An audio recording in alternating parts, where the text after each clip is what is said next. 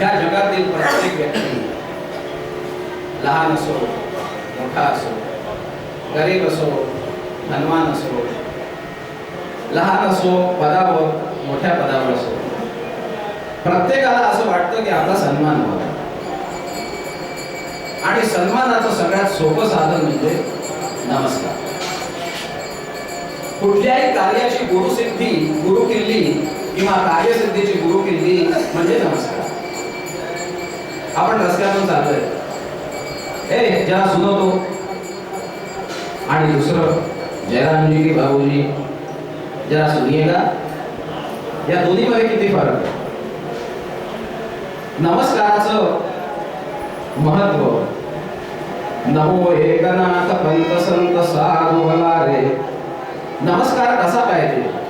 दांभिक नको, चोर नको, डळे कापून असतो. कारण आपण व्यापाऱ्यांना बघतो,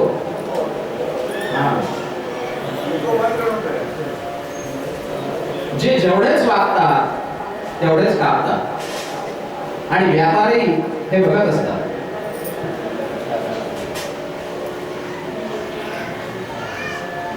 तेव्हा खऱ्या अर्थात नमस्कार असावा. आणि असे दांभिक लोक असतात, त्यांचं उदाहरण सांगितलंय. नमने नमने अंतर है, नमने बीच जमान, दगलबाज दूजा नमे, चिता चोर कमान. दगलबाज दूजा नमे, दुप्पटीने विनम्र असतो पण तो दाखवण्याची विनम्रता असते. उदाहरण काय दिलं? चिता. पहिले म्हणजे चिता. अग्नी जी असते प्रज्वलित होते, वर येते, आणि पण ती सरळ येत नाही, अशी अशी इकडे तिकडे जाते, वाकलेली असते. दुसरं म्हणजे चोर. चोर जेव्हा येतो आपल्या घरात तेव्हा असा ताटमध्ये येत नाही, वाकून येतो. आणि वाकून येतो करतो काय? आणि तिसरं म्हणजे कमान. धनुष्यावर बाण येतो, तो सुद्धा असा वाकून येतो. आणि तिन्ही आपल्या उपयोगाचे नसतात. तेव्हा नमनामध्ये विनम्रता ही असणं आवश्यक. आपण कार्याची सुरुवात करतो, श्रीमन महागणाधिपतये नमः. संध्येची सुरुवात करतो, 24 वेळेला नमस्कार करतो. ओम केशवाय नमः, ओम नारायणाय नमः, ओम माधवाय नमः. जेवायला सुरुवात करतो, नमः पार्वती पते हर हर महादेव. सगळीकडे नमस्कार करतो.